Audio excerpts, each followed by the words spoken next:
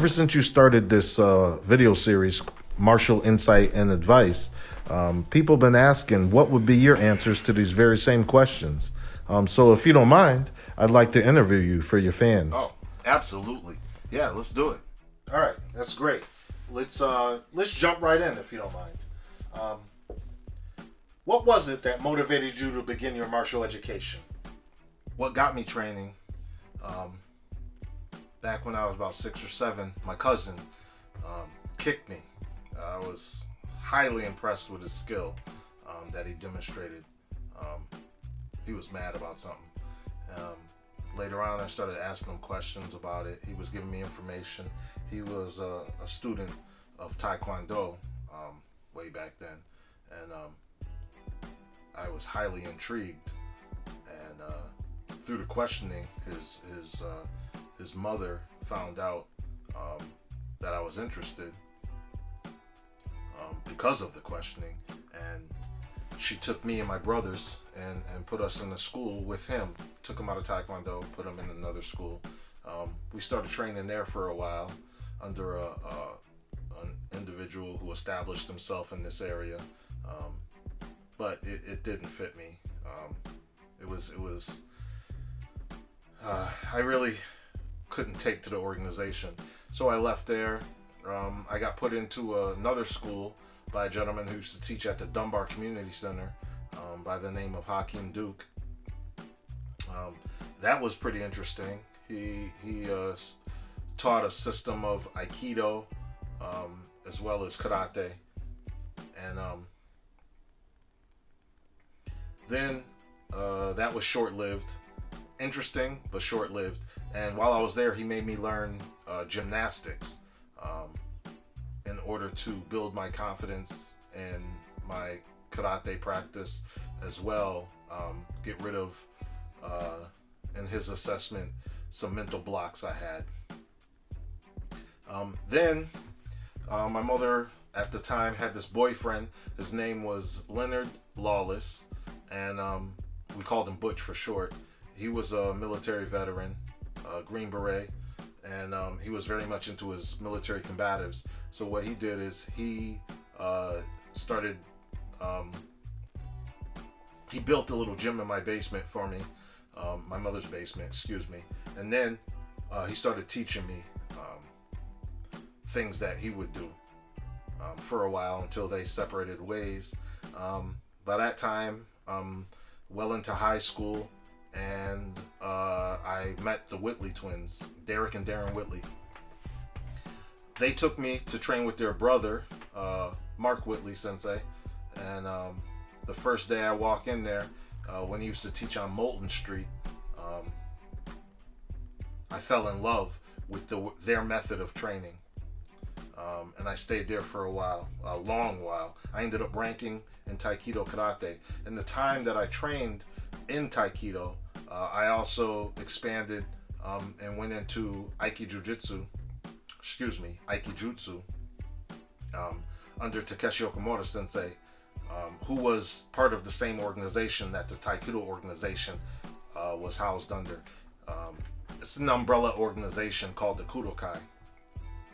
The Kudokai was founded by Noriyasu Kudo Sensei, and it's an umbrella organization that housed different systems and different styles of those respective systems as well. So it had the system of karate in it. It had the system of Karate-Jutsu in it. It had the system of judo in it. It had kabuto as well, which are ancient weapons, as well as Taiho Jitsu, which are arresting techniques. We focused on that as well.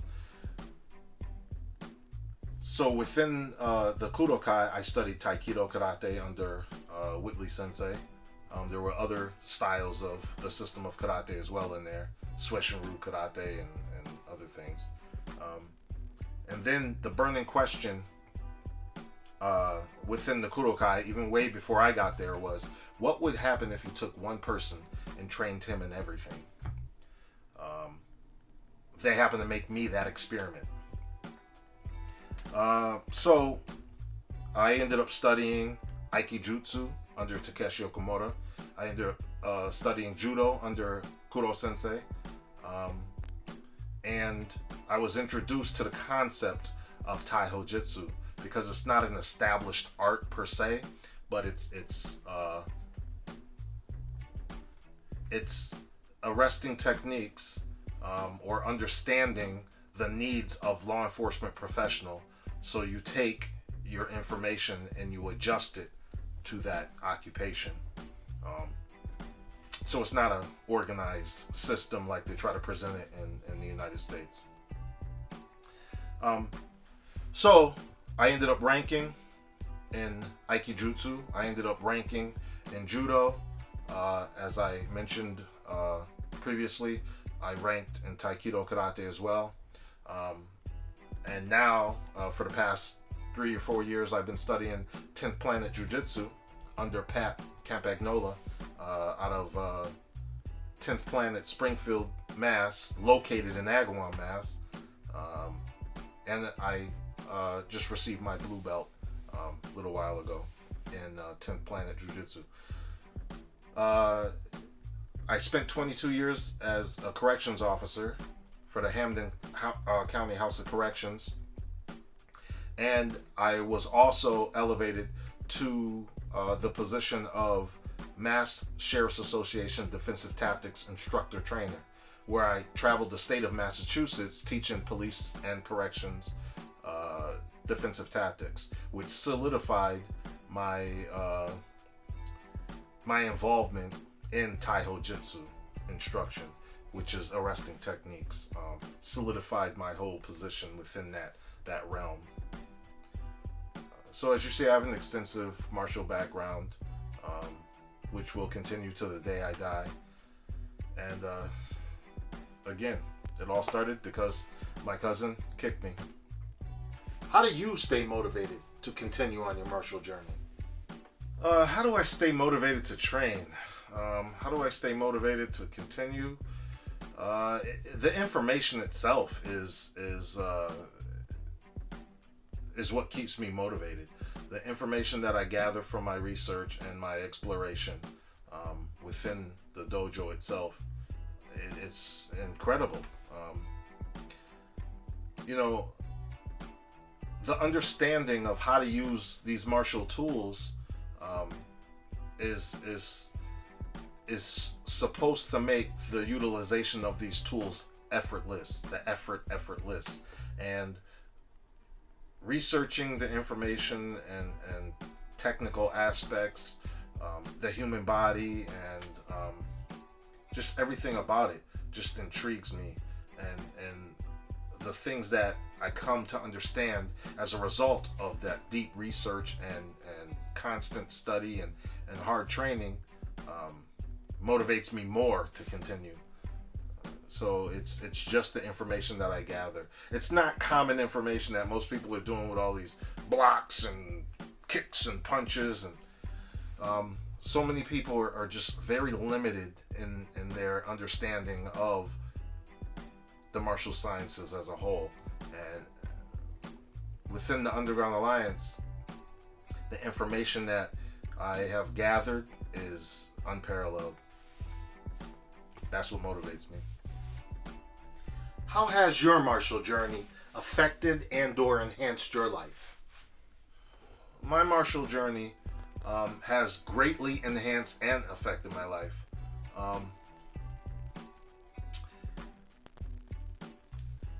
I've being a part of this fraternity has allowed me to meet some very interesting people that I probably would have never met if I were in any other activity, engaging in any other activity. I've traveled extensively as a result of my martial education, from here to Japan. The books I've written came about as a result of my martial education. So 2012, I came out with Insight 101, The Way of Big Power, which serves a dual purpose. It teaches us how, as people in general, to get along. It also identifies the problem with the martial sciences as perpetuated by others, and seeks a solution.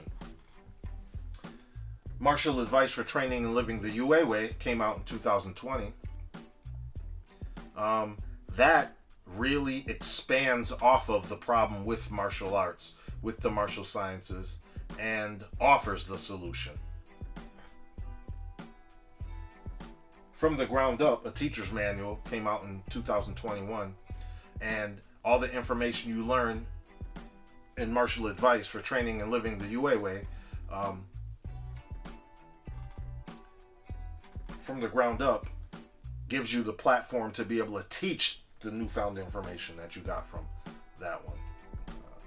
So, as you see, as a result of my martial education, I've been exposed to a variety of things, people, areas that I probably would have never experienced in any other activity. The confidence that my training has given me is I'm unbreakable in a respect.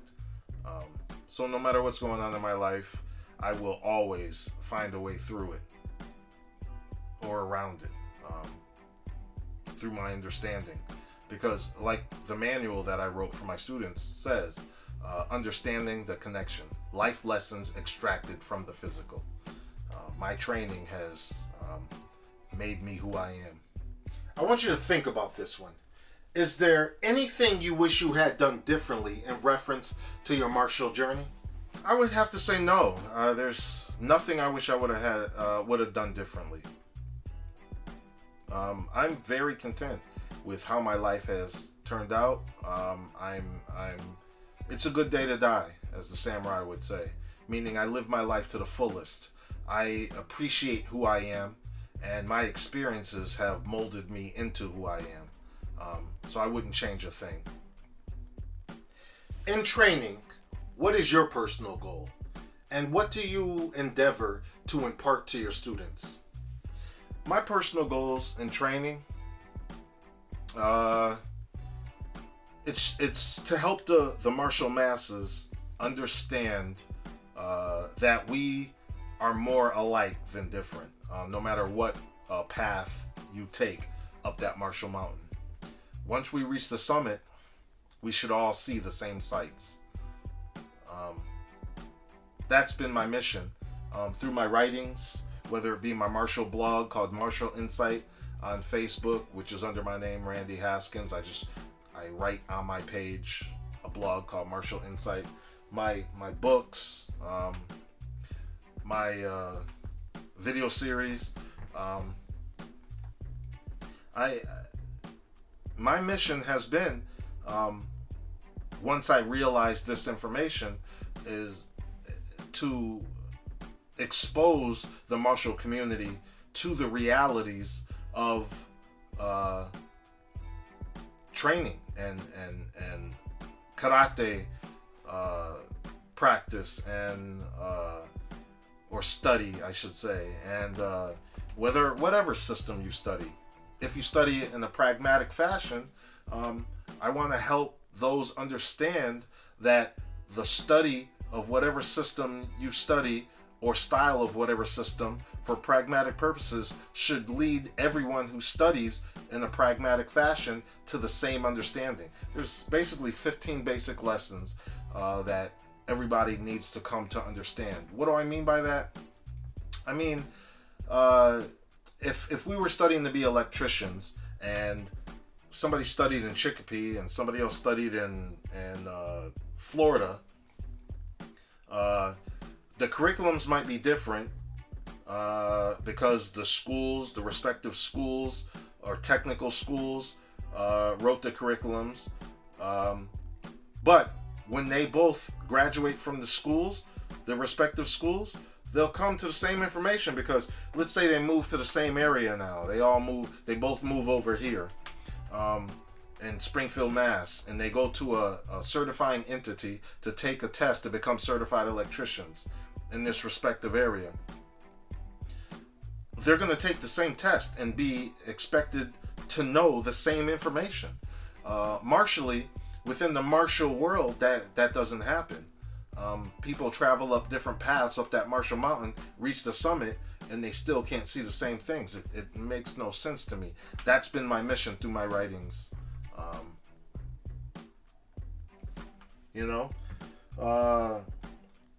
That's been my goal.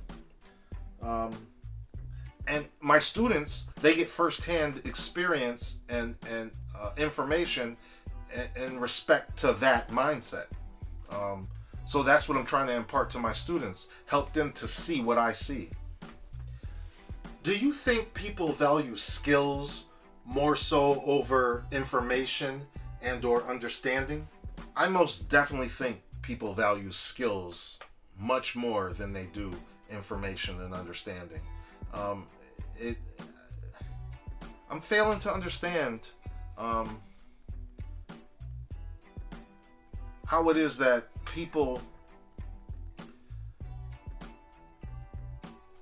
can't see that physical skill without true understanding is limited. I don't understand how that. It's like it's equivalent to a mechanic blaming his tools for the car not being fixed. He has all the physical things needed to fix the car, but it's obvious he doesn't have the information to be able to use those tools to fix the car. It's a major problem that we have. So, yes, people value skills over information, which doesn't make too much sense to me. How does your training differ from the time you began as opposed to now? My training now is a lot more cerebral than it was back when I started. Back then it was real physical, with no real information. No real information to tie everything in. So it was like, do this, but no why, no how, no. The way that it's approached now is we have 3 phases. We have concept, theory, and technique. So concept is what you want to do. Theory is why you want to do that thing. And then the physical example given by me to my students is just a physical example of how to achieve that particular concept. But it's not written in stone. It's just a physical example that I choose to use to get that certain concept out there to my students. And they grow to understand that they're going to achieve the concept by way of their physicalness. Because things I might do are specific to me. And the way I use my tools, or I should say, the tools that I have gathered. Some people's toolboxes are not going to have the same tools in it that I have because of physical makeup or whatever, the situation is. So it's more cerebral now as opposed to back then. From a fan's point of view, whose martial game do you most admire? Well, there's two people. Yeah. I would say overall jiu-jitsu game, straight jiu-jitsu game, Eddie Bravo, to me, hands down, is the GOAT. Eddie Bravo, his system, 10th Planet Jiu-Jitsu, is phenomenal. It's light years ahead of its time, and I don't see anybody catching up anytime soon. Eddie Bravo is the Eminem of Jiu-Jitsu. All right, he is the Michael Jordan and Kobe Bryant and Larry Bird of Jiu-Jitsu. Um, Hands down. As far as overall game, as well as just being a person in general who inspires me, that would have to be Superfoot Bill Wallace. Superfoot Bill Wallace is an incredible human being and a phenomenal martial scientist. His ability to utilize his karate training, his judo training, his boxing training, his wrestling training, incredible. And honorable mention, of course, Noriyasu Kudo Sensei. Incredible martial artist, martial scientist, incredible world champion, and just all around great human being. What's more important to you? Time spent in training or one's ability to understand and satisfy the requirements of the respective curriculum? Time spent or satisfy. Time spent really doesn't matter to me. Time spent in training. What do I mean by that? What I mean is, if someone comes to me wanting to study, and say a 2-year span, within the 2-year span, is able to understand and utilize the information in an effortless manner that they learn through my curriculum, and that understanding and ability is equivalent to black belt level, they're going to wear a black belt in 2 years. If someone comes to me, same scenario, but it takes them 10 years, they'll wear a black belt in 10 years. So it's not the time, it's their ability to understand and utilize the information in a pragmatic fashion, in an effortless fashion. So again, I could care less about time. It's all about one's ability and one's understanding. What insight and or advice would you have to give someone who wants to begin their martial education and or competition career? Insight and or, all right. As far as beginning one's martial education, just do it. There's no, I want to get in shape first. I'm waiting for this. If you really want to do it, just do it. People make time for things that they want. As far as competition, I'm really not into competition. The only reason I did competition when I was younger was because my instructors wanted me to. Other than that, I could care less about competition. I'm really not into competition. So I have no advice or insight as far as competition. But martial education, I would encourage you to just do it. And if you do, figure out the context in which you'd like to learn and or train. If it's sporting, go to a school that focuses on sport. If it's pragmatic, it's very important that you understand that sporting, a school that trains in a sporting context doesn't necessarily give you information that applies in a pragmatic or real life situation. I would explain it like this. A firearm is a deadly weapon. So let's replace the word firearm with karate. Karate is a deadly weapon. Judo is a deadly weapon. Whatever system it is. Deadly weapon. Now, the principles that govern a firearm's use for sporting, for target shooting or whatever, are not the same that govern its use in a self-defense situation. Very valid concepts, all right, for sport. Respiratory pause being one of them. Very valid when you're shooting targets. Respiratory pause. Respiratory pause. As you exhale, that couple of seconds before you inhale, that's when you would discharge the firearm, so the barrel's not riding up and down Respiratory pause, very valid for sport shooting, target shooting. Not valid for self-protection in a gunfight that might happen within 4 feet of each other. You understand what I mean? So, very valid concept to be applied behind the use of a deadly weapon, firearm, for sport shooting, but not good in a self-defense situation.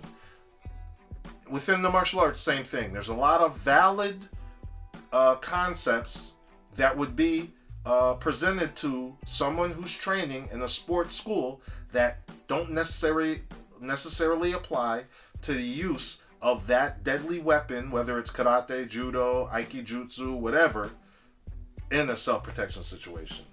So it's very important that you pay attention to those things as well. So that's the only advice I would give you.